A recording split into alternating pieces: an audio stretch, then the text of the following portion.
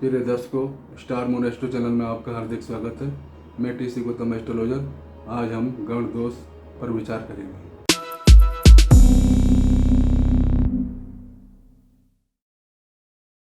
जब हम वर कन्या की शादी के लिए जाते हैं तो हम अष्टकूट मिलान करते हैं।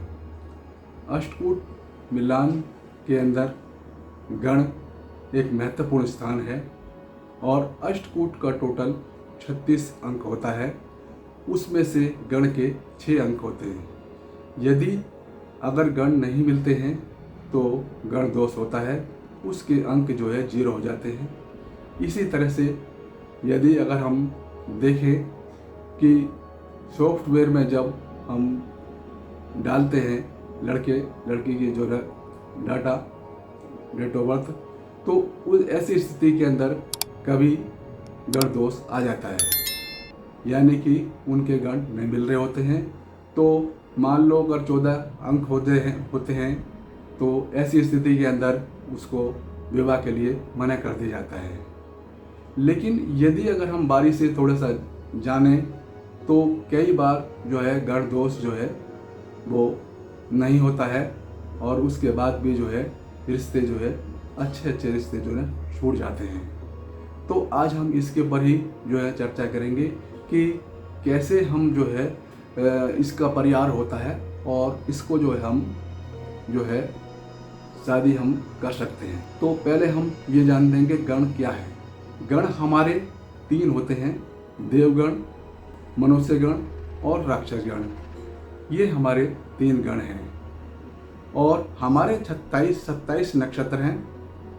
इन 27 नक्षत्रों के अंदर इन 3 गणों को जो है डिवाइड किया गया है, यानी कि एक गण के अंदर 9 नक्षत्र आते हैं। तो कहने का अर्थ ये है कि जो अतिशुभ नक्षत्र हैं 9, उनके अंदर जन्मे व्यक्ति जो है देवगण के होते हैं और जो 9 गण जो है सामान्य हैं उनके अंदर व्यक्ति जन्मे जो है मनुष्य गण के होते हैं और जो नक्षत्र जो है क्रूर नक्षत्र हैं 9 हमारे, उनके अंदर जन्मे व्यक्ति जो है राक्षस गण के होते हैं।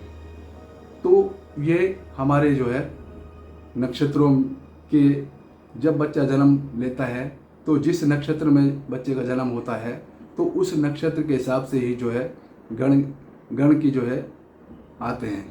अब इनका स्वभाव क्या है?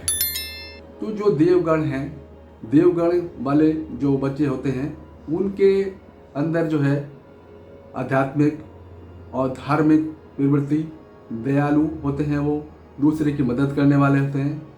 तो उनका स्वभाव जो है शांत स्वभाव ये होता है। इसी तरह से मनुष्य गण के जो है जो व्यक्ति होते हैं उनके अंदर जो है भौतिक सुविधाएं प्राप्त करने के लिए होता है और वो धार्मिक भी होते हैं और वो जो है अपने को ऊपर उठाने के लिए जो है कोशिश जो है करते हैं। इसी तरह से हम जो राक्षस गण के बच्चे होते हैं उनके अंदर क्या है कि वो मेहनती होते हैं और उनको जो है धार्मिक प्रवृत्ति उनकी कम होती है, यानी किसी भी काम को करने के लिए जो है ना वो तत्पर होते हैं तो वो पूरा करते हैं। तो इस तरह से ये तीनों के स्वभाव हैं। जब हम दोष अगर ये आता है, मान लो कि देव और राक्षस गण अगर लड़का लड़की हैं तो ये दोष आ जाएगा। इनमें जो है करना ठीक नहीं रहता है, क्योंकि अगर इसमें करते हैं तो आपस में झगड़ा वगैरह रहता है। यदि मान लो राक्षस और मनुष्य के अंदर अगर मतलब जन करते हैं तो इसके अंदर भी जो दोष आ जाता है और इसके अंक जो है जो 6 अंक होते हैं वो 0 मिलती है। तो उसके अंदर भी जो है आपस में जो है बनती नहीं है। थोड़ा इस तरह से आपस में संबंध मतभेद रहते हैं। और यदि मान लो देवगण और मनुष्य गण अगर होते हैं बच्चे दोनों के, तो उसमें जो है हमें जो है जो गण के जो है 5 अंक मिलते हैं, यानी कि थोड़ा सा कमी होती है। बाकी उनके अंदर जो है उसको गण दोष नहीं माना जाता है, उसमें जो है विवाह हो जाता है और वो ठीक रहता है। तो कहने का अर्थ यह है कि जब अगर हमें कुंडली जो है हम मिला रहे हैं या अष्टकूट मिलान कर रहे हैं, तो इसका जो है हमें अवश्य जो है ना गण का देख लेना चाहिए, क्योंकि ये जो है इसका जो है बहुत जो है ना प्रभाव रहता है, जिसके कारण से जो है ना आगे परेशानी ना हो, इसका जो है ध्यान रखना चाहिए। अच्छा, कुछ स्थिति के अंदर ऐसा भी होता है कि जो है गण दोष तो है, लेकिन यदि मान लो ये एक परिवार के रूप में है, यदि मान लो लड़का और लड़की की जो ना राशियाँ यदि एक हैं, तो ऐसी स्थिति के अंदर जो है गण दोष समाप्त हो जाएगा। यदि मान लो गण दोष अगर है, लेकिन यदि मान लो दोनों का एक ही नक्षत्र है, राशि चाहे अलग अलग है, तो भी गण दोष जो है नहीं लाएगा। और इसी तरह से यदि मान लो एक ही राशि है और 2 अलग अलग नक्षत्र हैं, तो भी जो है ये दोष समाप्त हो जाते हैं। यदि कुंडली को अगर हम देखें तो कुंडली के अंदर यदि लग्नेश मजबूत हो, तो ऐसी स्थिति के अंदर भी हम विवाह कर सकते हैं, उसमें भी इतना कोई परेशानी नहीं आएगी। और सप्तम भाव को भी अगर हम देखें तो ये भी अगर मजबूत है, तो भी ये दोष समाप्त हो जाता है।